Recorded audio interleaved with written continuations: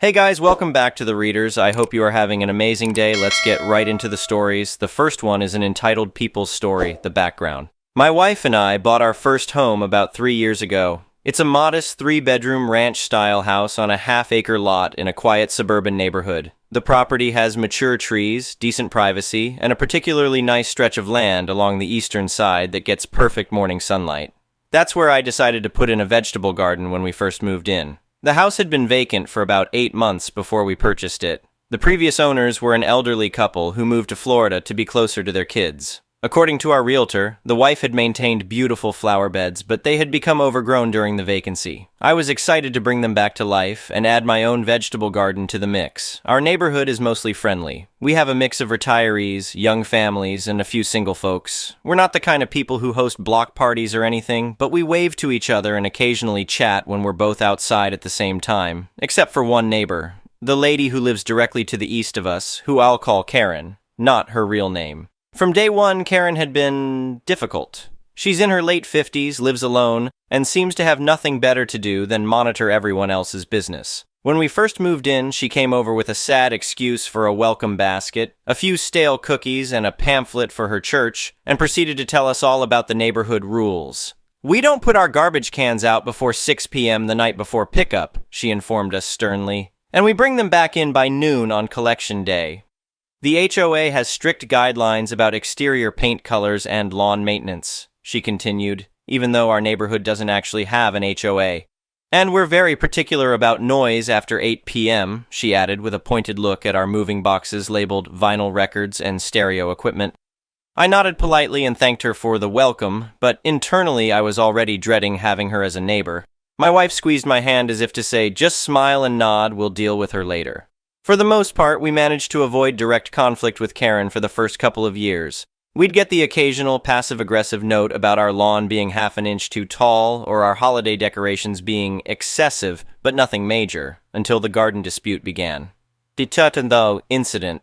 It was a beautiful Sunday in early May, and I was excited to get my vegetable garden planted for the season. I'd started my seedlings indoors weeks earlier, and they were ready to be transplanted. The weather forecast was perfect, sunny but not too hot, with a gentle breeze. I started working around 10 a.m., turning over the soil in my garden plot, which runs along the eastern edge of our property, adjacent to Karen's lawn. I had my headphones in, jamming to my favorite playlist while I worked. I was completely in the zone, enjoying the feel of the soil in my hands and the satisfaction of preparing the earth for new growth. After about an hour of work, I felt a tap on my shoulder that nearly made me jump out of my skin. I turned around to find Karen standing there, arms crossed, with a look on her face that could curdle milk. I pulled out my earbuds. "Hey Karen, what's up?" "What do you think you're doing?" she demanded, her voice sharp enough to cut glass. I looked down at my clearly gardening-related tools and soil-covered hands. Gardening? Getting my vegetables planted for the season?" "Not on my property, you're not," she snapped. I was confused. "What do you mean your property? This is my garden plot, same as it's been for the past 2 years. Karen's face turned an alarming shade of red. "This land has always been part of my property. The previous owners were friends of mine, and I allowed them to garden here as a courtesy, but that agreement was with them, not you." This was news to me. "Karen, I'm pretty sure this is within my property line. It was included in our purchase." "Well, you're wrong," she said firmly. "I've lived here for 20 years, and I know exactly where the property line is. It runs along that row of bushes over there." She pointed to a line of hydrangeas that were definitely well within our property. I tried to remain calm. "I don't think that's correct. Our survey shows—" "I don't care what your survey shows," she interrupted. "This is my land, and you're trespassing. I want you to remove all of this." She gestured broadly at my garden plot. "Immediately." "Look, Karen, I'm not removing my garden. I'm confident this is my property, but if you have concerns, we can look at the property records together." "Don't patronize me," she hissed. "I've already called the police. They'll straighten this out." My jaw dropped. "You called the police? Over a gardening dispute?" "For trespassing," she corrected. "And destruction of property. Those are crimes, you know." I couldn't believe what I was hearing. "Karen, this is ridiculous. Why don't we—" "Save it for the police," she snapped, then turned and marched back to her house.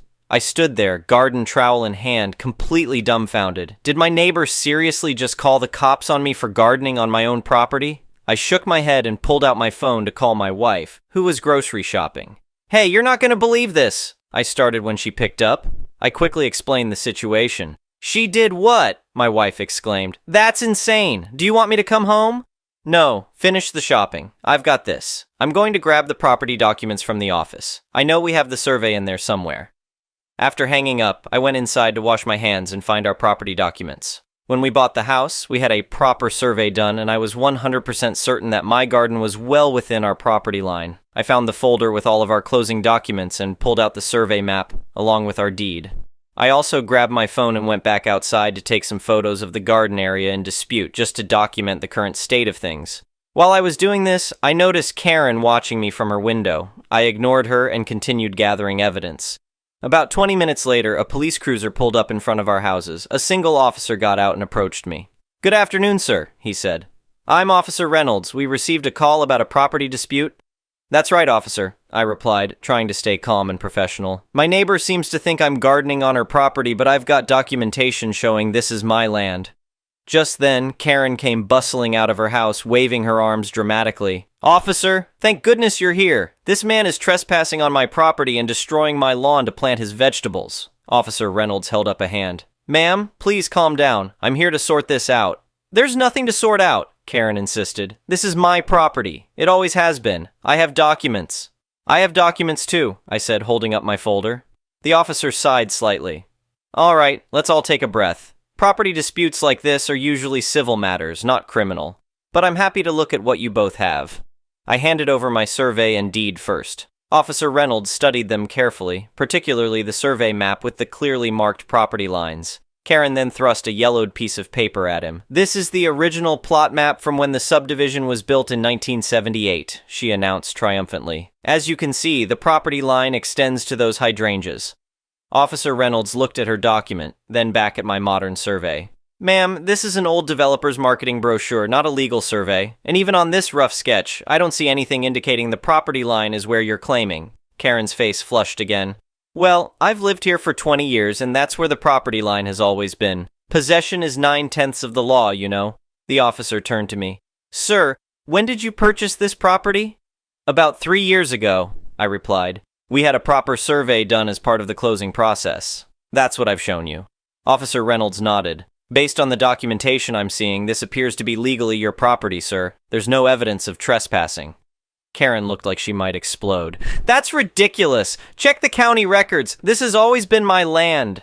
"Ma'am," Officer Reynolds said patiently, "I'm not a property assessor or a judge. Based on what I've seen, there's no evidence of a crime being committed here. This is a civil matter, and if you believe there's a discrepancy in the property lines, you'll need to pursue that through proper legal channels." "So you're just going to let him steal my land?" Karen demanded. "I'm not stealing anything," I interjected. "This is my property." "Please, both of you," Officer Reynolds said firmly. "As I've stated, this is a civil matter. If you can't come to an agreement, you'll need to resolve it through civil court. In the meantime, sir, you're not committing any crime by gardening on what appears to be your property according to the legal survey." Karen was fuming. "This isn't over," she snapped, then turned and stormed back to her house, slamming the door behind her. Officer Reynolds turned to me with a slightly apologetic look. "Sorry about this. We get calls like this more often than you'd think." "No problem, officer. I appreciate you handling it professionally," he nodded. "Just a word of advice, you might want to consider getting a property marker survey done with visible stakes if this continues to be an issue, and document everything." "Good idea," I replied. "Thank you." After Officer Reynolds left, I went back to my gardening, though my peaceful mood was thoroughly ruined. I couldn't believe Karen had escalated things to this level, over a vegetable garden. It wasn't like I was building a junkyard or running a noisy business. I was growing tomatoes and peppers, for crying out loud. When my wife got home with the groceries, she was furious on my behalf. "She actually called the cops on you?" she exclaimed as she helped me plant the last of my seedlings. "That's a whole new level of crazy." "Yeah, and I have a feeling this isn't over," I replied. "Officer Reynolds suggested we get property markers installed." "That's probably a good idea," my wife agreed. "And maybe we should think about setting up some security cameras too." "Already looking into it," I said, showing her my phone where I had a tab open to a home security system. Little did I know how essential that security system would soon become, the escalation. The next morning, I left for work at my usual time around 7:30 a.m. Everything seemed normal and Karen's house was quiet as I backed out of the driveway. But when I returned home that evening, I was greeted with a shocking sight. My entire vegetable garden had been destroyed. The newly planted seedlings were uprooted and strewn about. The soil was disturbed, with deep gouges as if someone had taken a shovel to it. Even the small decorative border I had installed was smashed to pieces. I stood there in disbelief, trying to process the destruction before me. There was no question in my mind who was responsible, but I couldn't believe Karen would go this far. My wife came out to see what was keeping me in the yard. Her gasp was audible. "What happened?" "Karen happened," I said grimly, pulling out my phone to document the damage. "This is vandalism, plain and simple." "We need to call the police," my wife said, already pulling out her own phone. This time, we got a different officer, a woman named Officer Chen.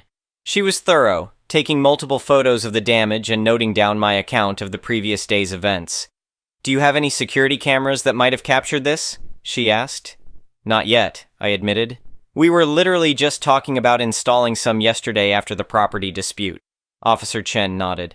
"Without direct evidence, it's going to be hard to prove who did this. But we'll file a report for the vandalism, and I'll pay a visit to your neighbor to ask some questions." I watched from our front window as Officer Chen went next door and knocked on Karen's door. Karen answered, looking the picture of innocence. They spoke for several minutes before Officer Chen returned to her car and drove away. About an hour later, my doorbell rang. It was Officer Chen again. "Sir, I spoke with your neighbor. She denies any knowledge of the vandalism and claims she was at a doctor's appointment all day. Without eyewitnesses or video evidence, there's not much more we can do at this point." I nodded, frustrated but not surprised. "I understand. Thank you for your help." After Officer Chen left, my wife and I sat down to formulate a plan. "We need those security cameras ASAP," she said, "and I think we should go ahead with the property marker survey too." "Agreed," I replied, "and I'm going to replant the garden tomorrow. I'm not letting her win this."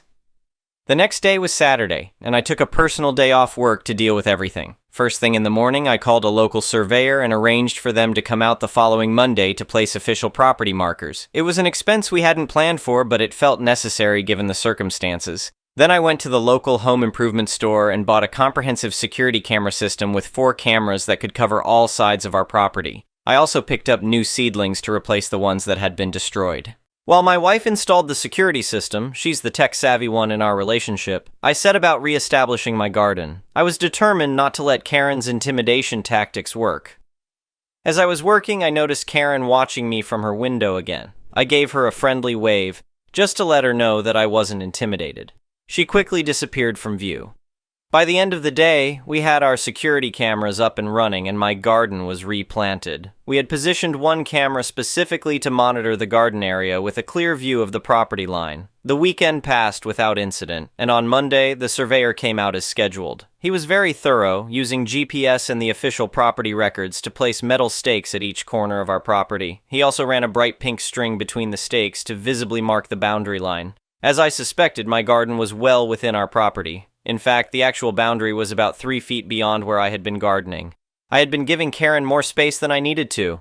The surveyor provided us with an official, notarized document confirming the property lines, which I made several copies of. One for our files, one to keep in a safe deposit box, and one just in case we needed to show it to the police again. That evening, Karen came marching over, waving her arms at the survey stakes and pink string. "What is the meaning of this?" she demanded. "You can't just come and put stakes on my property." I smiled calmly.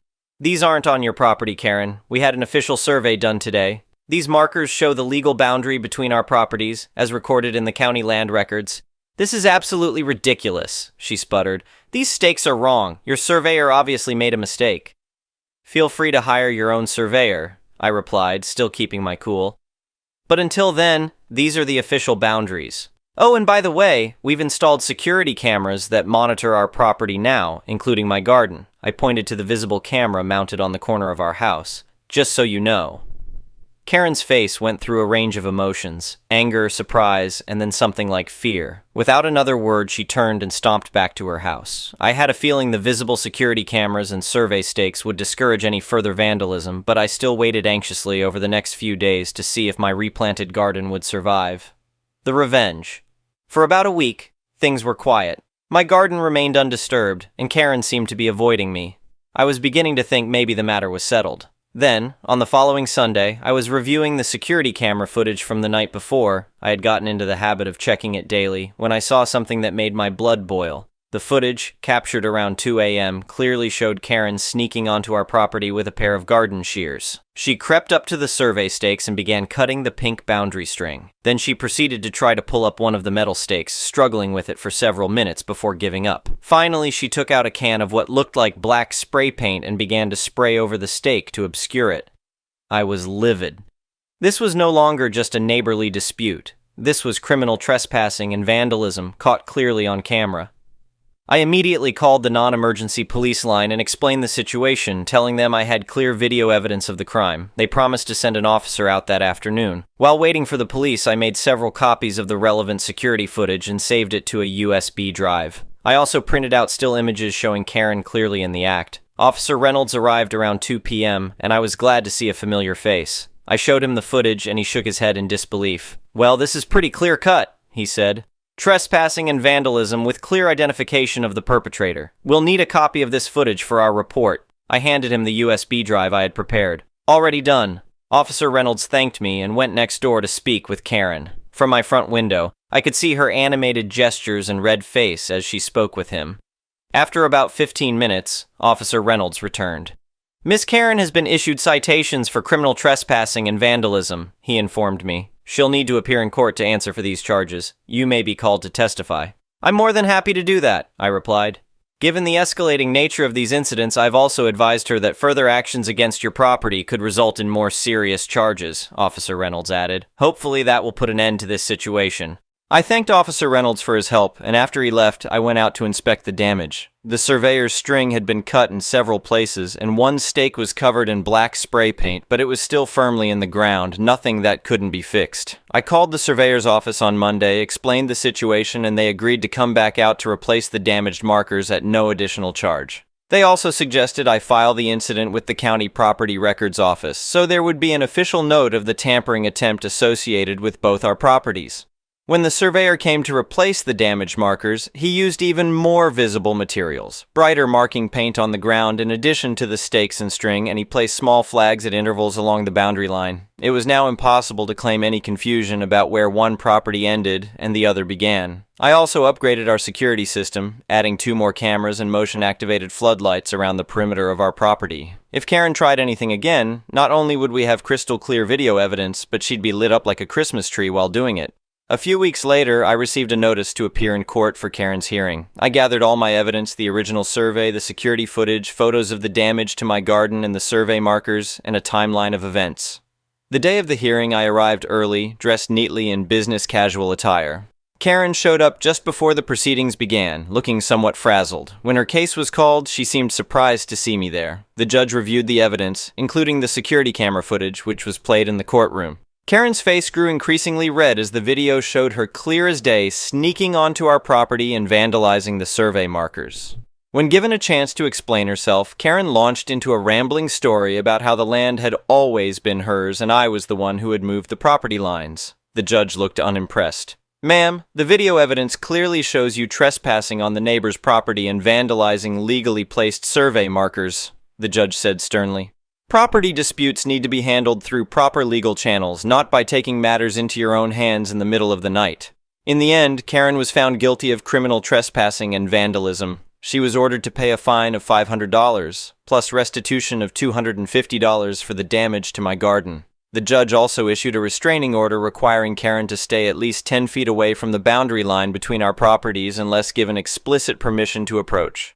As we left the courtroom, Karen glared at me but said nothing. I simply nodded politely and walked away, feeling a sense of satisfaction that justice had been served. The resolution. The court case seemed to finally make an impression on Karen. In the months that followed, she kept her distance, and there were no further incidents of trespassing or vandalism. My vegetable garden flourished, and we even expanded it slightly. Still well within our property line, of course.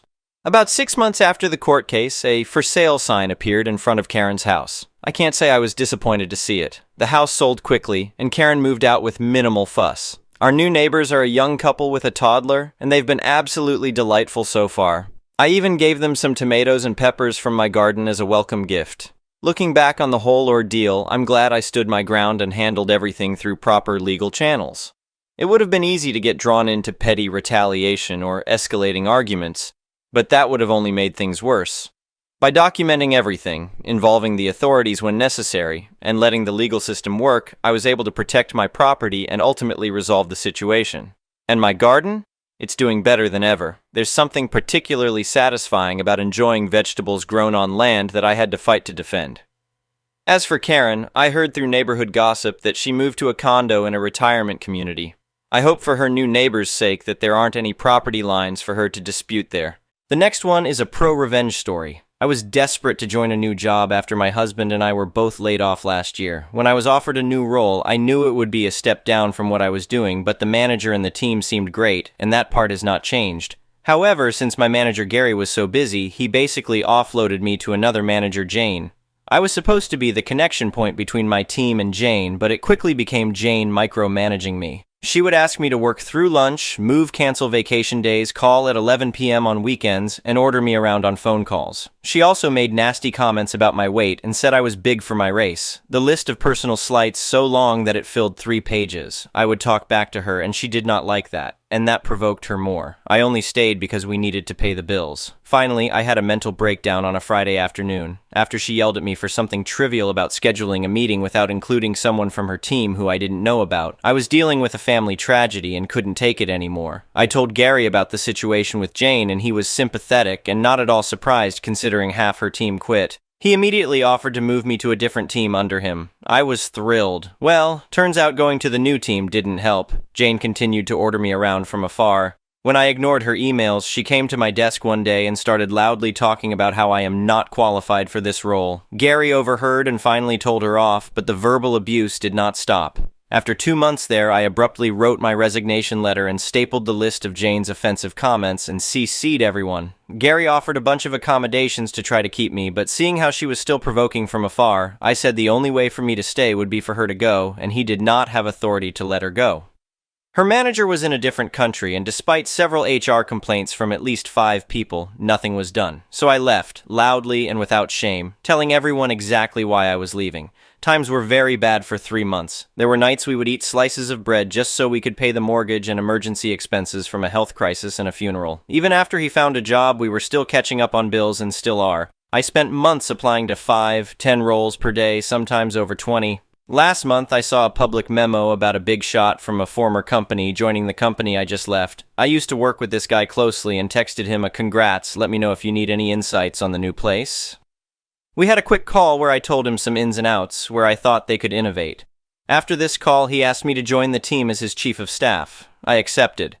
Imagine Jane's shock when we had our first all-hands call. All the VPs and above were asked to welcome the new Big Shot in a giant conference room. In Big Shot's speech, he breezed over that I'll be his chief of staff, along with a few key names. I now sat 2 levels above Jane, and apparently within the 3 months I was not there, the other half of her team turned over. Every single person left. Gary was excited for me and said all nice things. However, Jane took the classless route and sent Big Shot an email about how I'm an unqualified idiot, that I used to work for her, how I tried to get her fired, and that she suspects I lied to get ahead. She didn't even try to be fake nice. Big Shot forwarded me her email and asked what this was about. I was so nervous and excited. Little did Jane know, I was a director at Big Shot's competitor company and was already a level above her, so 2 levels isn't a big leap, and I worked with him for 5 years. I had an hour call with Big Shot and told him she was bad for the company culture and was a nasty person in general, but the evidence he needed was Gary confirming that her whole team has turned over, my prior resignation letter, which was still sitting on my desktop when I logged in upon return, and a few other nasty emails she sent her recent staff, which they were happy to share with us. Big Shot fired Jane on Friday.